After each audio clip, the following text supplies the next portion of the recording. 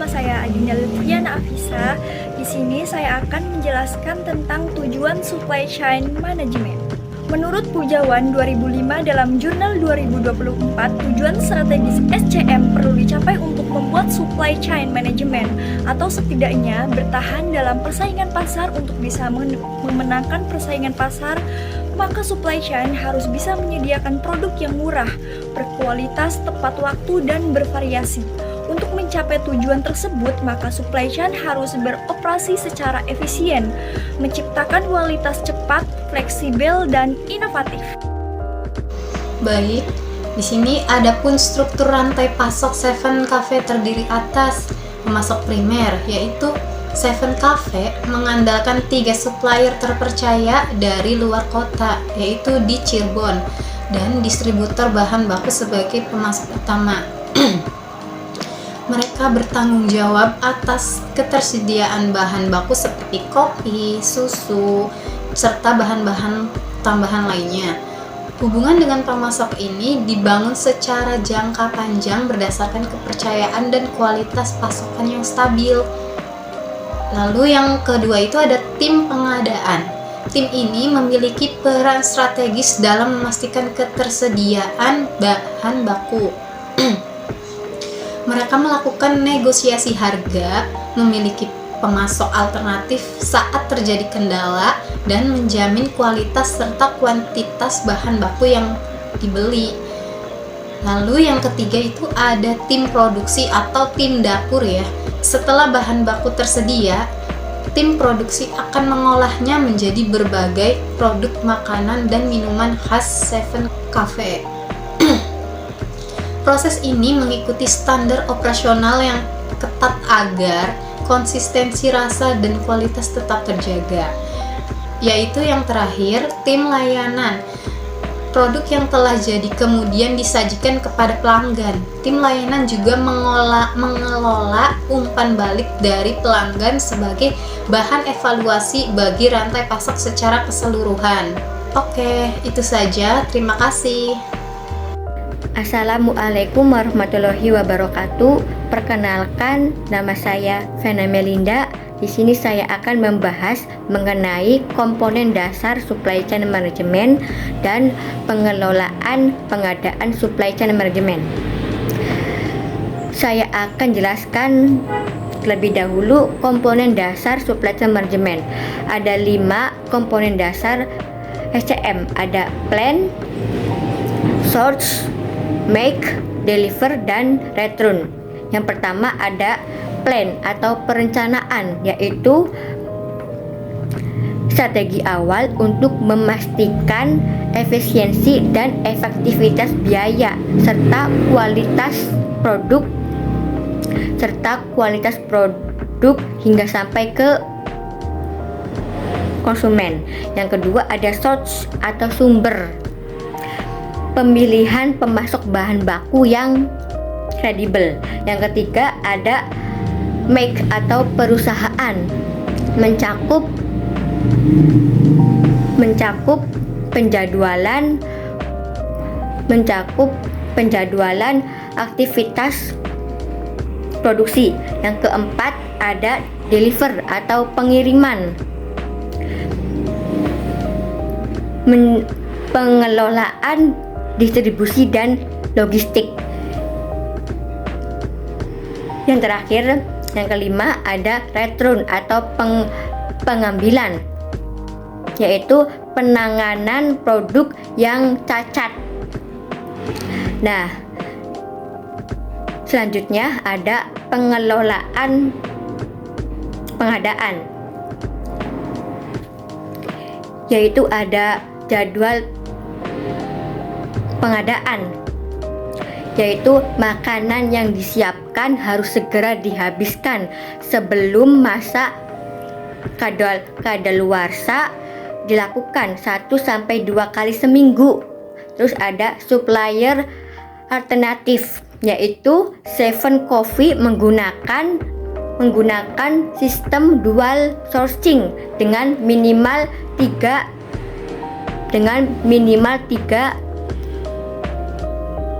pemasok yang berbeda-beda.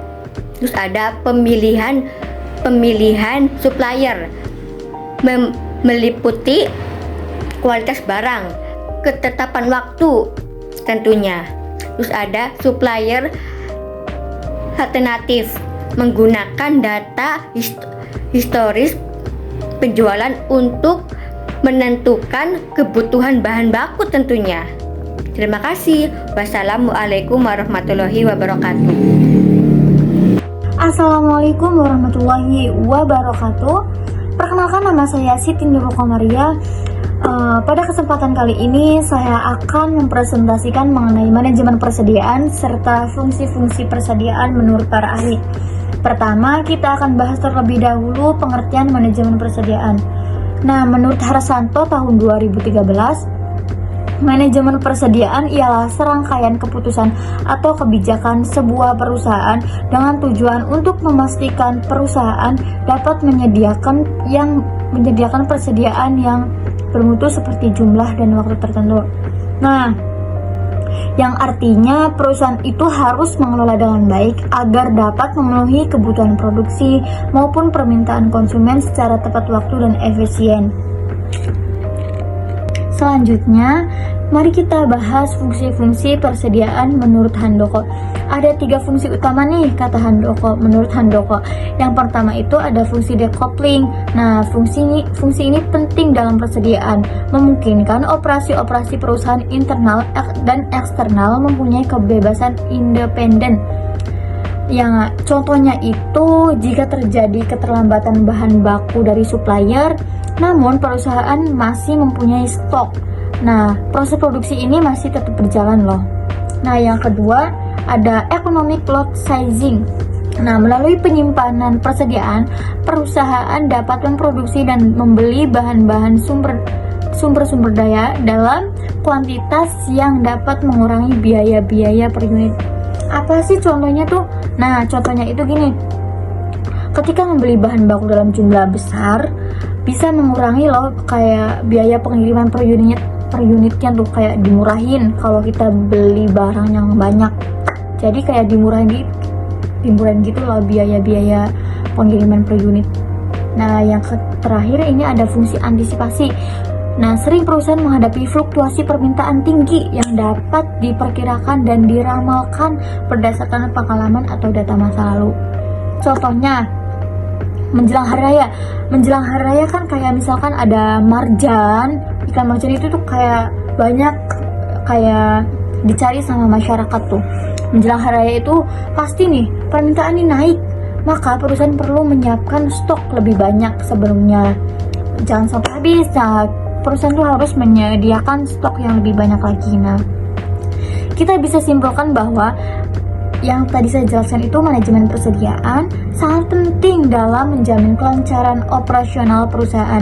Dan yang kedua itu saya akan menjelaskan fungsi-fungsi persediaan.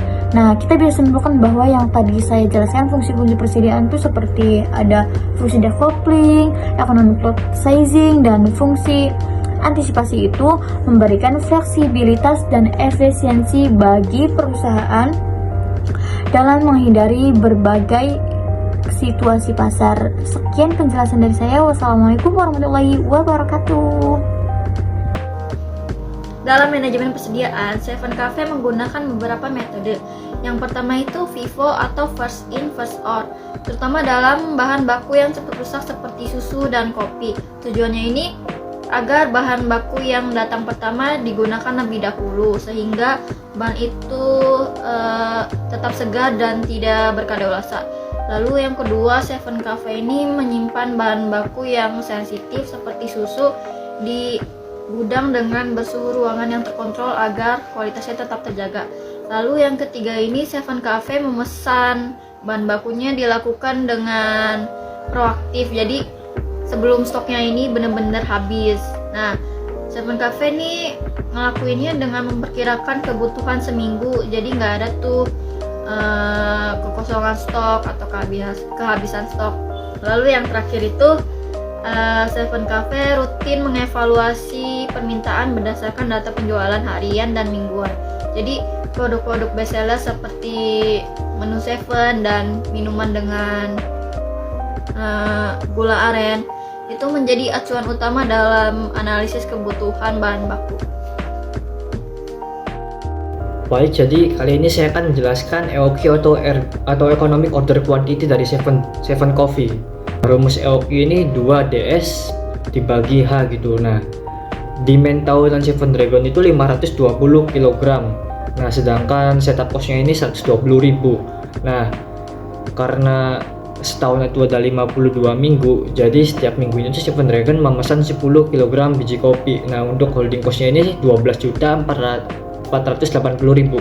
Nah, 12.480.000 ini didapatkan dari 124 juta dibagi 10. Nah, hasilnya 12.480 gitu. Nah, lalu 124.800.000 ini didapatkan dari 62.400 dikali 2. Nah, 62.400 ini didapatkan dari 520 yang tadi itu demand tahunan itu dikali 120.000 dikali sama setup cost-nya. Jadi hasilnya yaitu 62 juta gitu. Nah, lalu dari untuk 10 kg-nya ini didapatkan dari 124.800 itu dibagi sama 12.480. Jadi hasilnya ada 10. Nah, lalu hasil dari 10 ini diakar. Nah, hasilnya itu adalah 3,16. Nah, jadi idealnya Seven Dragon atau Seven Coffee Company ini memesan 3,16 kg setiap kali melakukan pemesanan gitu. Jadi di EOQ itu ada jumlah pesanan per tahun. Jadi rumusnya itu N sama dengan demand per tahun dibagi Q atau quantity. Jadi demand per tahunnya itu 520 dan kuantitinya itu 3,16. Nah, 520 dibagi 3,16 itu hasilnya adalah 165. Itu hasil yang sudah dibulatkan gitu. Jadi Seven Dragon atau Seven Coffee ini melakukan pesanan dalam setahun ini sebanyak 165 kali. Lalu ada waktu antar pesanan atau T atau rumus T ya. Nah, jadi rumusnya itu T jumlah hari kerja dibagi dengan N atau yang tadi itu ya jumlah per tahun itu ya. Jadi jumlah hari kerja per tahun itu 365 hari dibagi dengan hasil yang tadi 165. Jadi hasilnya adalah 2,21 hari gitu. Jadi saya akan menjelaskan total cost dari EOQ, yaitu rumusnya TC sama dengan demand per tahun dibagi dengan quantity dikali setup cost lalu ditambah dengan quantity dibagi 2 dikali holding cost. Nah, demand per tahunnya ini 520 dibagi dengan 3,16 hasilnya 164,55. Lalu dikali 120 hasilnya 19.746. Lalu hasil itu adalah hasil dari demand dibagi quantity dikali setup cost. Lalu untuk hasil dari quantity dibagi 2 dikali holding cost yaitu 3,16 dibagi 2 dikali 12.480.000. Nah, 3,16 dibagi 2 ini hasilnya adalah 1,58 dikali dengan 12.480.000. Hasilnya adalah 19.718.000. Nah, 19.746.000 ini ditambah dengan 19.718.000 hasilnya 39.464.000. Jadi total cost dari EOQ Seven Coffee Company ini adalah 39.464.000. Jadi kali ini saya akan menghitung ROP atau reorder point dari Seven Coffee Company ini. Nah, yang pertama itu rumus untuk menghitung per harinya ini atau menghitung hariannya ini adalah demand per hari dibagi total hari kerja per tahun. Jadi 109.500 dibagi dengan 365 hasilnya adalah 300. Jadi Seven Coffee Company ini menerima dan melayani 300 cup per harinya. Lalu yang kedua itu menghitung reorder point atau ROP tanpa safety stock. Jadi rumusnya itu ROP sama dengan demand per hari dikali lead time. Jadi 300 dikali 5 hasilnya 1.500. Jadi Seven Coffee Company ini harus memesan ulang ketika stoknya mencapai 1.500. Lalu yang terakhir adalah untuk menghitung ROP dengan menggunakan safety stock 3 hari. Nah, rumusnya ini safety stock sama dengan demand per hari dikali 3. Jadi demand per hari 300 itu dikali dengan safety stock itu 3 sama dengan 300 dikali 3 hasilnya 900. Lalu ROP sama dengan yang 1.500 itu ditambah dengan 900 yang barusan dihitung hasilnya itu 2.400 unit. Jadi safety stock itu menambahkan permintaan untuk 3 hari, tambahannya yaitu 900 unit. Perkenalkan, nama saya Hanisa Mela Zahra. Saya akan menjelaskan tentang praktik evaluasi supply chain management dan manajemen persediaan pada Cafe 7 Company ini. Yang pertama yaitu evaluasi keamanan stok. Nah, evaluasi keamanan stok tujuannya yaitu memastikan ketersediaan bahan baku dan produk agar operasionalnya tidak terganggu. Jadi kayak selalu memastikan bahan bakunya seperti kopi, gula, dan susu stoknya aman. Jadi kalau tiba-tiba banyak pesanan, mereka bisa melayani tanpa rasa takut kehabisan stoknya. Yang kedua yaitu promosi dan pengaruhnya terhadap persediaan. Nah, promosi yang dilakukan perusahaan dapat berdampak signifikan terhadap jumlah permintaan produk. Maksudnya yaitu ada promosi, saat ada promosi beli 1 gratis 1 di akhir pekan. Nah, kafe ini memperkirakan penjualan naik 2 kali lipat. Maka sebelum promo mereka menambah stok bahan baku supaya tidak kehabisan saat banyak pelanggan yang datang. Yang ketiga yaitu penanganan resiko kelebihan stok. Nah, resiko kelebihan stok harus diantisipasi agar biaya penyimpanan tidak membengkak dan tidak menumpuk dan stok tidak menumpuk hingga kadaluarsa. Jadi setelah promo ternyata stok susu masih banyak. Supaya tidak mubazir, kafe ini bikin promosi minuman susu. Terus yang keempat yaitu analisis efektivitas sistem yang digunakan. Nah, sistem ini penting untuk proses supply chain berjalan optimal. Jadi awalnya kan pencatatan stok ini di kafe ini manual. Terus ada juga yang kelewat. Setelah pakai sistem yang khusus, pencatatan stok ini jauh lebih rapi dan mereka bisa tahu kapan lagi stok bahan bakunya. Kesimpulannya yaitu pengolahan stok yang bikin operasional di kafe ini jadi lancar, terus biaya penyimpanan bisa ditekan, pelanggan jauh lebih puas karena stok selalu tersedia dengan sistem digital. Perusahaan ini bisa lebih siap menghadapi perubahan permintaan dan menghindari stok berlebih. Nah, sarannya yaitu kafe ini segera beralih ke sistem digital untuk manajemen persediaan dengan aplikasi inventory. Data stok jauh lebih akurat dan mudah dipahami. Selain itu, evaluasi sistem secara rutin itu juga penting supaya strategi perusahaan selalu sesuai dengan kebutuhan pasar dan kondisi pasar. Sekian.